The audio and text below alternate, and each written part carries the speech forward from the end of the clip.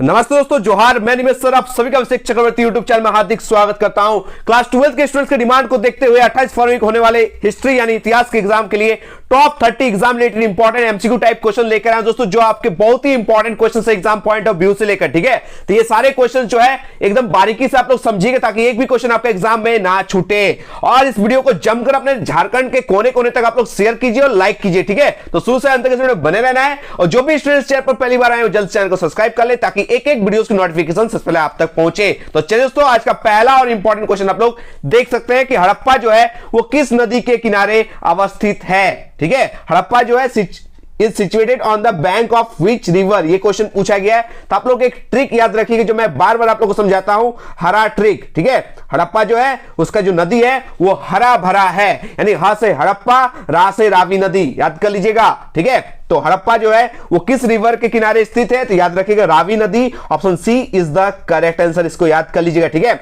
हड़प्पा याद रखिएगा 1921 में इसकी खोज की गई थी। 1921 में हड़प्पा नामक स्थल की खोज की गई थी। किनके द्वारा की गई थी? दयाराम साहनी के द्वारा की गई थी।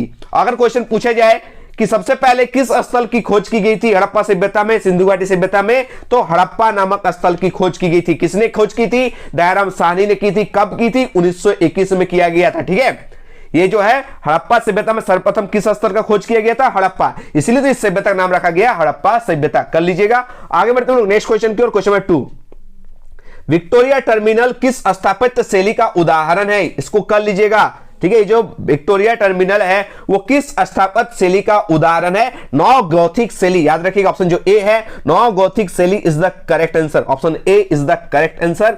ये जो विक्टोरिया टर्मिनल है अब छत्रपति शिवाजी महाराज टर्मिनल्स के नाम से जाना जाता है, जो मुंबई का रेलवे स्टेशन जो है विक्टोरियन गोथिक पुनरुद्धार वास्तुकला का उत्कृष्ट उदाहरण है। याद कर लीजिएगा। तो नौ गॉथिक शैली को याद करके जाना है। आगे बढ़ते हम लोग क्वेश्चन नंबर 3 की ओर। देख सकते हो दोस्तों क्या पूछा गया है कि विजयनगर साम्राज्य की स्थापना कब हुई थी? कब, कहां, कैसे, ये सब क्वेश्चंस हिस्ट्री में मोस्ट रिपीटेड क्वेश्चंस होते हैं, ये आपको करके जाना है। तो यहां पे जो क्वेश्चन पूछा गया विजयनगर साम्राज्य की स्थापना कब हुई थी? When was the Vijayanagara empire founded? तो इसको याद कर लीजिएगा 1336 में, 1336। ऑप्शन जो बी है वो करेक्ट आंसर है। हरिहर राय और बुक्का राय, याद रखिएगा दो भाई थे, हरिहर राय और बुक्का राय, दो सहोदर भाइयों ने मिलकर 1336 में, कब? 1336 में हिंदू साम्राज्य विजयनगर की स्थापना की थी। ये जो विजयनगर साम्राज्य है ये एक हिंदू साम्राज्य था। इसकी स्थापना दो सहोदर भाइयों ने मिलकर की थी 1336 में। दो भाइयों का नाम हरिहर और बुक्का, ये दो नाम आप लोग याद कर लीजिएगा। ठीक है, यह विजयनगर साम्राज्य तुंगभद्रा नदी, कौन सा नदी के किनारे स्थित है? तुंगभद्रा नदी के दक्षिणी तट पर स्थापित किया गया। हरिहर और बुक्का ने जिस वंश की स्थापना की वह वंश संगम वंश कहलाया। कौन सा वंश कहलाया? याद कर लीजिएगा। अगर ये क्वेश्चन आपसे पूछा जाए तो हरिहर और बुक्का ने जो मिलकर विजयनगर साम्राज्य की स्थापना की थी, इस वंश का नाम था संगम वंश। ठीक है, इसको याद कर लीजिएगा। संगम वंश की स्थापना की थी। ठीक है, संगम वंश को सुलुओं ने उखाड़ा। इस संगम वंश को किसने उखाड़ा? सुलुओं ने। याद कर लीजिएगा, ये संगम वंश को उखाड़ के कौन फेंका? सुलुओं ने। ठीक है, ये याद कर लीजिएगा। ये सुलुओं को कौन उखाड़ के फेंका? तुलुओं ने। ठीक है, तुलुओं, ये याद कर लीजिएगा। यानी सबसे पहले विजयनगर साम्राज्य में संगम वंश आया, संगम को उखाड़ के फेंका सुलु वंश, और सुलु वंश को उखाड़ के फेंका तुलु वंश। ठीक है, विजयनगर साम्राज्य का सबसे प्रसिद्ध जो सम्राट है वो था कृष्णदेव राय। ठीक है, जो तुलु वंश से संबंधित है, याद कर लीजिएगा। ठीक है, चलिए आगे बढ़ते हैं नेक्स्ट क्वेश्चन की ओर। देखिए क्वेश्चन 4 में क्या पूछा गया? महात्मा गांधी दक्षिण अफ्रीका से भारतवर्ष कब लौटे? When did Mahatma Gandhi return to India from South Africa? याद कर लीजिएगा 9 जनवरी 1915 को। ऑप्शन जो सी है 9 जनवरी, याद कर लीजिए 9 जनवरी 1915, 1915 को। ठीक है, 9 जनवरी 1915 को महात्मा गांधी दक्षिण अफ्रीका से भारत लौटे थे। कर लीजिएगा याद। और भारत आने के बाद उन्होंने कई जगहों पर सत्याग्रह आंदोलन किए। तो महात्मा गांधी जी से जितने भी रिलेटेड है, जितने भी आंदोलन है, ठीक है, चाहे असहयोग आंदोलन, चाहे भारत छोड़ो आंदोलन, चाहे सविनय अवज्ञा आंदोलन, ये सारे आंदोलन को करके जाना जो बार बार आप लोगों से पूछा जाता है। ठीक है, चलिए आगे बढ़ते हैं नेक्स्ट क्वेश्चन की ओर। क्वेश्चन नंबर 5, महावीर का जन्म कहां हुआ था? तो आप सही पता होना चाहिए। वर्तमान महावीर का नाम जो है आप लोग को याद करके जाना है, एक गौतम बुद्ध, ये दोनों के बारे में, यानी जैन धर्म और बौद्ध धर्म पे डिटेल जानकारी लेके जाना है आपको एग्जाम में। ठीक है, तो महावीर का जो जन्म है वो कहां हुआ था? ठीक है, कहां हुआ था? कुंडलवन। ठीक है, याद कर लीजिए कुंडलवन या फिर कुंडग्राम। ठीक है, कुंडग्राम को ही कुंडल वन के नाम से जाना जाता है। ये दो ऑप्शन हमेशा चेंज होता है, तो याद कर लीजिएगा कुंडल वन या फिर क्या कुंडग्राम। ठीक है, जैन धर्म के 24वें तीर्थंकर, ठीक है, याद रखिएगा 24वें तीर्थंकर 24, याद कर लीजिएगा 24वें तीर्थंकर यानी अंतिम तीर्थंकर वर्तमान महावीर का जन्म 540। अगर क्वेश्चन पूछा जाए कहां के जगह कब, तो याद कर लीजिए कब में आप लोग याद रखिएगा 540। ठीक है, 540 ईसा पूर्व में वज्जी साम्राज्य में कुंडग्राम वैशाली में हुआ था। तीन नाम याद कर लीजिएगा, ठीक है, कुंडल वन, कुंडग्राम या फिर वैशाली। ठीक है, चलिए आगे बढ़े हम लोग नेक्स्ट क्वेश्चन की ओर। और इन्हें ज्ञान की प्राप्ति किस वृक्ष के नीचे हुई थी, कल ही मैंने करवाया था, कमेंट में आप लोग जरूर बताइएगा। ठीक है, किस वृक्ष के नीचे इनको ज्ञान की प्राप्ति हुई थी। क्वेश्चन 6 आप लोग देख सकते हैं, मैंने अच्छे से ये क्वेश्चन भी करवाया था कि आयंगर व्यवस्था जो है संबंधित थी। Ayangar system was associated with, किससे एसोसिएट है, ये विजयनगर साम्राज्य से, विजयनगर एम्पायर से। तो ऑप्शन जो सी है वो करेक्ट आंसर है। आयंगर व्यवस्था जो है विजयनगर साम्राज्य में ग्राम प्रशासन की एक प्रमुख प्रशासनिक इकाई थी। ठीक है, इस व्यवस्था के तहत कुछ गांवों को एक स्वतंत्र इकाई के रूप में संगठित किया गया था और इन पर शासन करने के लिए 12 व्यक्तियों को नियुक्त किया गया था। कितने व्यक्तियों को नियुक्त किया गया था, 12 व्यक्तियों को नियुक्त किया गया था। इन 12 अधिकारियों को सामूहिक रूप से क्या कहा जाता है, आयंगर कहा जाता है। आयंगरों का मुख्य काम क्या होता है सर, तो आयंगरों का जो मुख्य काम था अपने अधिकार क्षेत्र में शांति और सुरक्षा को बनाए रखना था। ठीक है, इस समूह को, ठीक है, इस समूह को गांव से कर यानी टैक्स इकट्ठा करने, भूमि बेचने तथा छोटे मोटे मामलों में न्याय करने का अधिकार था। ये क्वेश्चन सब्जेक्टिव में आपसे पूछा जा सकता है, आयंगर व्यवस्था से आप क्या समझते हैं, तो ये याद कर लीजिएगा। ठीक है, आगे बढ़ते हैं लोग क्वेश्चन 7 की ओर। संविधान सभा के अस्थायी अध्यक्ष कौन थे, who was the permanent speaker of the constitution assembly, याद कर लीजिएगा डॉक्टर राजेंद्र प्रसाद। ठीक है, doctor Rajendra Prasad, option D is the correct answer, जो आगे चलकर भारत के प्रथम राष्ट्रपति भी बने थे। ठीक है, अगर आपसे क्वेश्चन पूछा जाए अस्थाई की जगह अस्थाई पूछा जाए, अस्थाई की जगह अगर आपसे अस्थाई पूछा जाए कि संविधान सभा का अस्थाई अध्यक्ष कौन था, तो आप लोग याद कर लीजिएगा डॉक्टर सच्चिदानंद सिन्हा। अगर आपसे क्वेश्चन पूछा जाए प्रारूप समिति यानी ड्राफ्टिंग कमेटी का अध्यक्ष कौन थे, डॉक्टर भीमराव अंबेडकर। ठीक है, जो संविधान के फादर यानी संविधान के जनक यानी पिता कहे जाते हैं, डॉक्टर BR अंबेडकर। ठीक है, इसको भी कर लीजिएगा। संविधान बनने में 2 साल 11 महीना 18 दिन लगा था। ठीक है, संविधान जो है कब लागू हुआ, ये आप लोग कमेंट बॉक्स में जरूर बताइएगा। चलिए क्वेश्चन 8 आप लोग देख सकते हो दोस्तों, क्या पूछा गया, भारत का राष्ट्रगान कौन सा है। ठीक है, भारत का जो राष्ट्रगान पूछा गया है, तो याद कर लीजिएगा जन गण मन अधिनायक। ठीक है, ऑप्शन जो डी है वो करेक्ट आंसर है। रविंद्रनाथ टैगोर द्वारा मूल रूप से बांग्ला में रचित जन गण मन गीत जो है उसको 24 जनवरी 1950 को भारत के राष्ट्रगान के रूप में संविधान सभा द्वारा इसके हिंदी संस्करण में अपनाया गया था। यानी ये जो जन गण मन अधिनायक है, इनके रचयिता कौन है, रविंद्रनाथ टैगोर, याद कर लीजिएगा। ठीक है, और भारत का जो राष्ट्रगीत पूछे, राष्ट्रगान तो हो गया जन गण मन, ठीक है, अगर राष्ट्रगीत पूछे तो राष्ट्रगीत हो जाएगा वंदे मातरम, याद कर लीजिएगा। राष्ट्रगान था इसलिए जन गण मन, अगर आपसे राष्ट्रगीत पूछे तो याद रखिएगा वंदे मातरम। वंदे मातरम गीत जो है बंकिम चंद्र चटर्जी द्वारा संस्कृत में रचा गया था, याद कर लीजिएगा। ठीक है, चलिए आगे बढ़ते हैं नेक्स्ट क्वेश्चन को, क्वेश्चन नंबर 9, आइन ए अकबरी, बहुत ही इंपॉर्टेंट क्वेश्चन है। ठीक है, इस वीडियो से पहले मैंने ऑलरेडी और 2 वीडियो अपलोड किया है, वो भी टॉप 30 है। ठीक है, कर लीजिएगा। इस वीडियो से पहले मैंने और 2 वीडियो अपलोड किया है, वो 2 को देख लीजिएगा। तो उधर हो गया 30, 30, 60 और ये हो गया 30, यानी 90 क्वेश्चन कंप्लीट हो गया। बहुत सारे क्वेश्चंस इन 3 वीडियो के माध्यम से आपको देखने को मिलेंगे। ठीक है, तो वो वीडियोस को भी आप देख सकते हैं। ठीक है, क्वेश्चन 9 में क्या पूछा गया, आइन ए अकबरी की रचना किसने की, तो किसने की दोस्तों, अबुल फजल ने की। ऑप्शन जो ए है वो करेक्ट आंसर है। अकबरनामा के लेखक अबुल फजल थे। अकबरनामा को 3 भागों में बांटा गया था। ठीक है, कितने भागों में, कितने जिल्दों में, 3 जिल्दों यानी 3 भागों में, 3 वॉल्यूम्स में विभाजित किया गया था, जिसमें से प्रथम 2 भाग था वो हिस्ट्री यानी इतिहास था और तीसरा भाग का नाम ही आइन ए अकबरी है। ठीक है, याद रखिएगा मैन बुक का नाम है अकबरनामा। चाहे अकबरनामा पूछे चाहे आइन ए अकबरी पूछे, दोनों का जो लेखक है सेम है, अबुल फजल, याद कर लीजिएगा। आगे बढ़ते हैं लोग क्वेश्चन नंबर 10 की ओर। ये क्वेश्चन मैंने कल ही आप लोगों को करवाया था कि पॉलिटिकल लीडर, ठीक है, गांधी जी के राजनीतिक गुरु कौन थे, आप सभी पता होना चाहिए, गोपाल कृष्ण गोखले, याद कर लीजिएगा। गांधी जी के राजनीतिक गुरु यानी पॉलिटिकल गुरु जो है वो गोपाल कृष्ण गोखले थे, यानी ऑप्शन जो बी है वो करेक्ट आंसर है। आगे बढ़ते हैं लोग नेक्स्ट क्वेश्चन की ओर, क्वेश्चन नंबर 11 देख सकते हो दोस्तों। क्वेश्चन नंबर 11 में क्या पूछा गया है कि अशोक के अभिलेखों में कितने प्रकार के प्रांतों का उल्लेख है।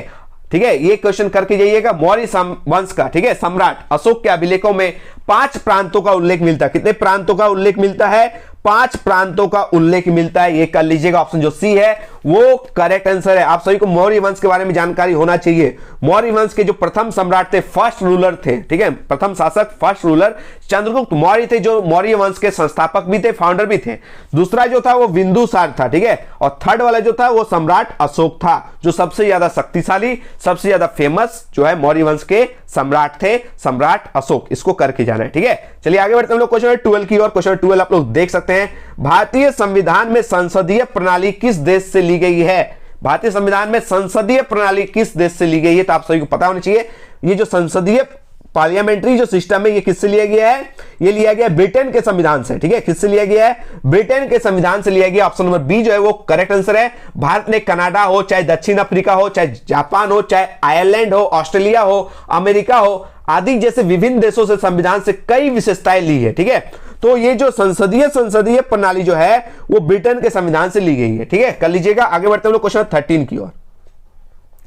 चलिए, फूट डालकर विजय प्राप्त करने का कार्य सर्वप्रथम किस राजा ने किया? Which ruler started the policy of divide and rule? ठीक है, डिवाइड एंड रूल जो फर्स्ट टाइम जो है किस रूलर ने स्टार्ट किया था, ये आपसे क्वेश्चन में पूछा गया। तो ऑप्शन जो सी है, ठीक है, याद कर लीजिएगा, अजात शत्रु। क्या? अजात शत्रु is the correct answer. Foot डालकर विजय प्राप्त करने का जो काम सबसे पहले मौर्य वंश का राजा अजात शत्रु ने किया था। अजात शत्रु मगध साम्राज्य के एक प्रतापी सम्राट थे। इन्होंने अपने पिता बिंबिसार की, ठीक है, हत्या करके राज्य प्राप्त किया था। देख सकते हैं कितना है, अपने ही जात का शत्रु है अजात शत्रु, यानी अपने ही पिता को मार के ये कुर्सी पे बैठा था, गद्दी पे बैठा था, ठीक है। तो इससे बड़ा शत्रु कौन हो सकता है जो अपने पिता को नहीं पहचाना, ठीक है। अजात शत्रु इज द करेक्ट आंसर। चलिए आगे बढ़ते हैं क्वेश्चन 14 की ओर। चलिए क्वेश्चन 14 आप लोग देख सकते हैं, भारतीय राष्ट्रीय कांग्रेस के संस्थापक कौन थे? कल मैंने ये क्वेश्चन बार बार आप लोगों को करवाया था कि भारतीय राष्ट्रीय कांग्रेस देख के जाइएगा, 4 क्वेश्चन करके जाइएगा कि भारतीय राष्ट्रीय कांग्रेस के संस्थापक फाउंडर जो है वो कौन थे? ए.ओ. ह्यूम थे। कौन थे? ए.ओ. ह्यूम थे। ये कांग्रेस पार्टी बना कब था? 1885 में, 1885 में। ये भी क्वेश्चन करके जाइएगा कि कांग्रेस पार्टी कब बना था? 1885 बना था। इसको बनाया था कौन? संस्थापक कौन था? ए.ओ. ह्यूम था, ठीक है। वेमेश चंद्र बनर्जी जो है भारतीय राष्ट्रीय कांग्रेस पार्टी के प्रथम अध्यक्ष थे। अगर आपसे क्वेश्चन पूछा जाए भारतीय राष्ट्रीय कांग्रेस की प्रथम महिला अध्यक्ष पूछे तो एनी बेसेंट थी। कौन थी? Annie Besant. अगर क्वेश्चन में थोड़ा सा चेंज करके पूछा जाए कि बताइए भारतीय राष्ट्रीय कांग्रेस की प्रथम भारतीय महिला अध्यक्ष कौन थी, तब सरोजिनी नायडू होगा, ठीक है। अभी वर्तमान में कांग्रेस पार्टी के अध्यक्ष कौन है? मल्लिकार्जुन खड़गे, ठीक है। चलिए आगे बढ़ते हैं क्वेश्चन 15 की ओर। देख सकते हैं क्वेश्चन 15 में क्या पूछा गया है कि सिंधु घाटी सभ्यता में समाज का जो स्वरूप था वो क्या था? वो था दोस्तों ऑप्शन नंबर ए, मातृसत्तात्मक, ठीक है, मैट्रियार्कल। याद रखिएगा, सिंधु घाटी के लोग जो है, लोगों का जो सामाजिक जीवन काफी व्यवस्थित था, एकदम समृद्ध था। इस सभ्यता के लोग एकदम शांति प्रिय थे। आज समाज का जो स्वरूप था वो मातृसत्तात्मक था। ऑप्शन जो ए है वो करेक्ट आंसर है, ठीक है। चलिए आगे बढ़ते हैं क्वेश्चन 16 की ओर। धम्म नीति, ये करके जाइएगा, धम्म पॉलिसी, ठीक है। धम्म नीति की शुरुआत किसने की थी? तो ये थी सम्राट अशोक के द्वारा किया गया था। ऑप्शन जो डी दिखाई दे रहा है वो करेक्ट आंसर है। सम्राट अशोक ने धम्म नीति के अनुसार, याद रखिए इनके जो धम्म नीति है, ये धम्म पॉलिसी है क्या? ये क्वेश्चन सब्जेक्टिव में आपसे पूछा जाएगा कि धम्म नीति, अशोक के धम्म नीति से आप क्या समझते हैं? तो इसको इजी में एकदम लिखिएगा कि सम्राट अशोक के धम्म नीति के अनुसार प्रत्येक मनुष्य को अपने माता पिता की सेवा करनी चाहिए। ये सबका फर्ज है। धम्म क्या है? धर्म यानी आपका धर्म क्या है? धर्म क्या है कि आप अपने माता पिता, चाहे आप किसी भी कास्ट के हो, चाहे आप किसी भी समुदाय से हो, चाहे आप किसी भी धर्म से हो, चाहे आप हिंदू हो, मुसलमान हो, क्रिश्चियन हो, ईसाई, कुछ भी हो, सबको अपने माता पिता का सम्मान करना चाहिए, अपने माता पिता की सेवा करनी चाहिए, शिक्षकों का यानी गुरुओं का सम्मान करना चाहिए, अहिंसा एवं सच्चाई का पालन करना चाहिए, ठीक है, किसी हिंसा नहीं करना चाहिए। अशोक के जो धर्म ने कर्म का सिद्धांत पर जोर दिया था। कर्म, ठीक है, कर्म का सिद्धांत पर जोर दिया था, जिसमें कहा गया था कि व्यक्ति के अच्छे कर्मों से उसे उसके अगले जन्म में खुशी मिलती है। अगर आप इस जन्म में अच्छे काम करेंगे, पुण्य करेंगे, तो आपको जो नेक्स्ट जो आपका जो लाइफ होगा, अगला जन्म जो आपको मिलेगा वो अच्छा जिंदगी मिलेगा, ठीक है। आप जैसा कर्म करेंगे आपको नेक्स्ट जीवन में वैसा फल मिलेगा। ये था दोस्तों अशोक का धम्म नीति। ये आप आसानी से लिख सकते हैं अपने से, ठीक है। चलिए आगे बढ़ते हैं क्वेश्चन 17 की ओर। गेटवे ऑफ इंडिया का निर्माण कब हुआ था? When was gateway of India constructed? इसका करेक्ट आंसर होगा दोस्तों ऑप्शन नंबर बी 1911, ठीक है 1911। गेटवे ऑफ इंडिया का निर्माण शुरू हुआ था 31 मार्च 1911 को, याद रखिएगा 31 मार्च 1911 को जो है काम शुरू हुआ था, क्लियर। लेकिन 1924 में इसका निर्माण कार्य जो है पूरा हुआ था। अगर आपसे क्वेश्चन पूछा जाए निर्माण कार्य शुरू यहां पर शुरू हुआ होगा तो 1911, अगर आपसे क्वेश्चन पूछा जाए कब पूरा हो गया था, कंप्लीट कब हो गया, तो 1924 में, 1924 में कर लीजिएगा। आगे बढ़ते हम लोग नेक्स्ट क्वेश्चन की और क्वेश्चन नंबर 18। जीतल क्या था दोस्तों, जीतल, व्हाट वाज जीतल। ये धातु के सिक्के का नाम दोस्तों जीतल है जो तांबे से बना था, ठीक है। तो ये सिक्का का नाम है, क्या है, ये एक सिक्का का नाम है। ऑप्शन जो बी है वो करेक्ट आंसर है। आगे बढ़ेंगे हम लोग नेक्स्ट क्वेश्चन की और क्वेश्चन नंबर 19। पलासी की लड़ाई कब हुई थी। कल मैंने ये क्वेश्चन आप लोगों से पूछा था, बहुत सारे बच्चे ने सही आंसर दिया था कि दो क्वेश्चन पूछा था, पलासी का युद्ध कब हुआ था, बक्सर का युद्ध कब हुआ था, ठीक है। तो चलिए पलासी वाला मैं अभी समझा देता हूं। पलासी का जो युद्ध हुआ था दोस्तों याद रखिएगा 23 जून, कब, 23 जून को, 23 जून 1757 को, 1757 में, याद रखिएगा। पलासी की जो लड़ाई है वो 23 जून 1757 को शुरू हुआ था, याद रखिएगा। पलासी का युद्ध बंगाल के नवाब सिराजुद्दौला और रॉबर्ट क्लाइव के नेतृत्व में ब्रिटिश ईस्ट इंडिया कंपनी के सैनिकों के बीच में हुआ था। किन दोनों के बीच में हुआ था, बंगाल के नवाब सिराजुद्दौला के बीच और अंग्रेज की तरफ से थे रॉबर्ट क्लाइव, इन दोनों के बीच में हुआ था पलासी का युद्ध। चलिए आप लोग कमेंट बताइएगा बक्सर का युद्ध कब हुआ था, ठीक है। चलिए आगे बढ़ते तब तक हम लोग नेक्स्ट क्वेश्चन की ओर। क्वेश्चन नंबर 20 बहुत ही इंपॉर्टेंट क्वेश्चन है कि महाभारत की रचना किसने की थी, हु रॉट द महाभारत, ठीक है। तो ये महाभारत की रचना किसने की थी, मैंने कल ही आप लोगों को समझाया था, महर्षि वेदव्यास ने संस्कृत भाषा में की थी। किसने की थी, महर्षि वेदव्यास। ऑप्शन डी जो है वो करेक्ट आंसर है। वेदों की संख्या मैंने पूछा था, जो आप लोग सारे बच्चे करेक्ट आंसर किए थे 4। वेद कितने हैं, 4 हैं। पुराण कितने, ये भी मैंने कल जो आप लोगों से पूछा था, बहुत सारे बच्चे सही जवाब दिए थे। पुराणों की संख्या 18 है, ठीक है। चलिए आप लोग बताइएगा रामायण के रचयिता जो है वो कौन है, यानी रामायण की रचना किसने की, ये आप लोग कमेंट बॉक्स में जरूर बताइएगा। आगे बढ़ते हैं हम लोग क्वेश्चन नंबर 21 की ओर। आइन ए अकबरी को कितने भागों में विभाजित किया गया, तो आइन ए अकबरी को 5 भागों में विभाजित किया गया। ऑप्शन जो सी है वो करेक्ट आंसर है, 5 भागों में विभाजित किया गया तथा यह ग्रंथ 7 वर्षों में पूरा हुआ था। कितना साल लग गया था इस ग्रंथ को कंप्लीट होने में, 7 साल लग गया था, ठीक है। यहां पर देख सकते हैं एक आदमी का फोटो दिख रहा होगा, ये है अनिमेश सर, पूरा नाम है अनिमेश चक्रवर्ती। आप इंस्टा में अनिमेश सर सर्च कीजिएगा, इसी प्रोफाइल पिक के साथ हम मिल जाएंगे, आप मुझे वहां फॉलो कर सकते हैं, ठीक है, इंस्टा में, ठीक है। चलिए आगे बढ़ते हैं नेक्स्ट क्वेश्चन की ओर, क्वेश्चन नंबर 22। चलिए क्वेश्चन आप लोग देख सकते हैं, विजयनगर की स्थानीय मातृ देवी कौन थी। चलिए मातृ देवी पूछा गया है, ठीक है, मदर गॉडेस पूछा गया है विजयनगर साम्राज्य के, तो आप सही पता होना चाहिए। इसका जो करेक्ट आंसर होगा पंपा देवी। बहुत बार ये क्वेश्चन जैक बोर्ड में पूछा जाता है, Pampa Devi is the correct answer. Option B is the correct answer. आगे बढ़ते हैं लोग क्वेश्चन 23 की ओर। दामिन ए को कहा जाता है, दामिन ए को कहा जाता है, क्या कहा जाता है दोस्तों, आप सही पता होना चाहिए।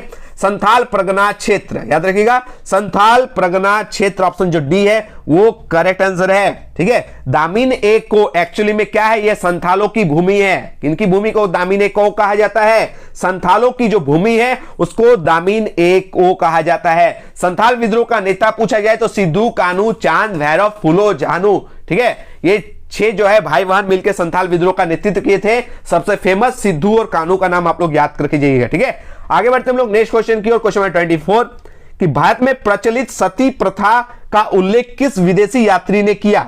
भारत में प्रचलित सती प्रथा का उल्लेख किस विदेशी यात्री ने किया था दोस्तों, फ्रांसवा बर्नियर। किसने, फ्रांसवा बर्नियर। ये फ्रांसवा बर्नियर किस देश से है, फ्रांस से, नामे में है, ठीक है, फ्रांस से, याद कर लीजिएगा। फ्रांसवा बर्नियर एक फ्रांसीसी चिकित्सक और यात्री थे, याद रखिएगा।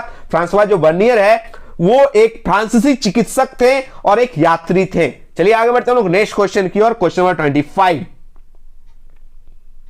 बंगाल का विभाजन कब हुआ था, when did the partition of Bengal take place. आप सही पता होना चाहिए 1905 में। कब, ऑप्शन जो बी है वो करेक्ट आंसर है, ठीक है, लॉर्ड कर्जन के द्वारा, लॉर्ड कर्जन के द्वारा, ठीक है। ऑप्शन जो बी है 1905 में बंगाल का विभाजन हुआ था लॉर्ड कर्जन के द्वारा। आगे बढ़ते हम लोग क्वेश्चन नंबर 26 की ओर, बहुत ही इंपॉर्टेंट क्वेश्चन है, फोर्ट सेंट जॉर्ज की स्थापना कहां हुई थी, तो ऑप्शन जो डी है वो करेक्ट आंसर है, याद कर लीजिएगा, मद्रास, जिसे अभी हम लोग वर्तमान में किस नाम से जानते हैं, चेन्नई के नाम से जानते हैं, ठीक है। अगर मद्रास ऑप्शन में ना रहे तो आप लोग चेन्नई टिक करके आइएगा।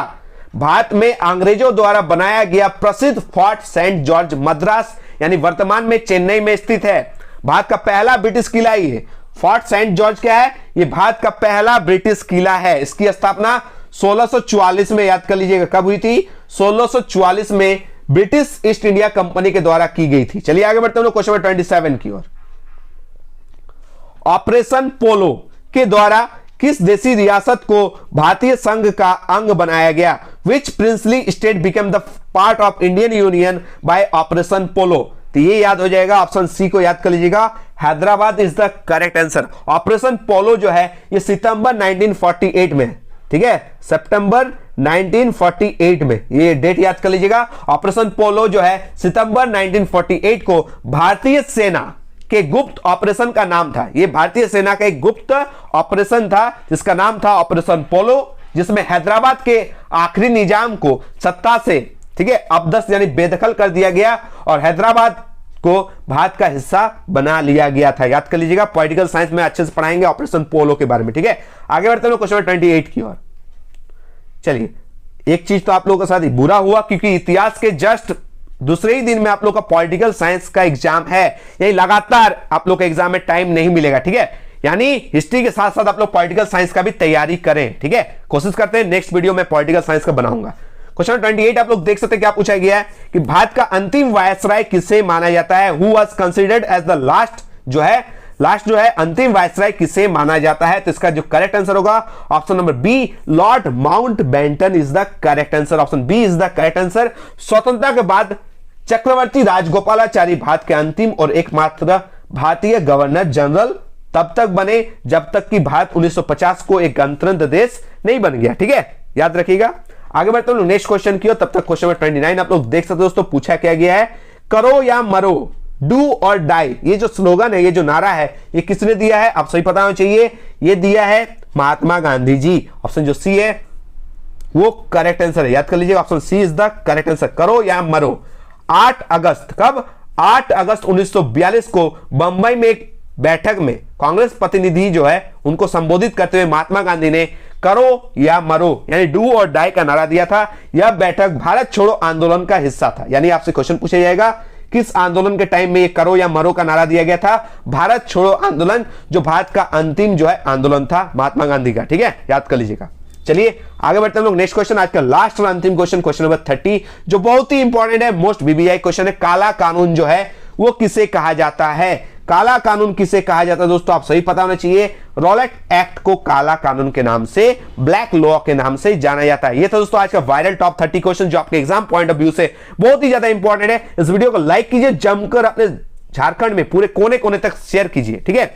यहां पर आप हमारे टेलीग्राम चैनल को देख सकते हैं, इसमें आप लोग जुड़ जाइएगा, ठीक है, ताकि लेटेस्ट पीडीएफ हो, कोई भी जानकारी हो जो जैक के माध्यम से आप लोगों को मिलती है, वो सबसे पहले आपको इस टेलीग्राम चैनल में देखने को मिलेगी। तो यहां पर आप लोग ज्वाइन हो जाइए, ठीक है। और आप लोग का क्या क्या डिमांड है आप लोग कमेंट बॉक्स में जरूर बताइएगा। कौन कौन पॉलिटिकल साइंस का वीडियो चाहते हैं कमेंट में जरूर बताइएगा, ठीक है। मिलते हैं एक नए वीडियो के साथ, तब तक धन्यवाद, जय हिंद, वंदे मातरम।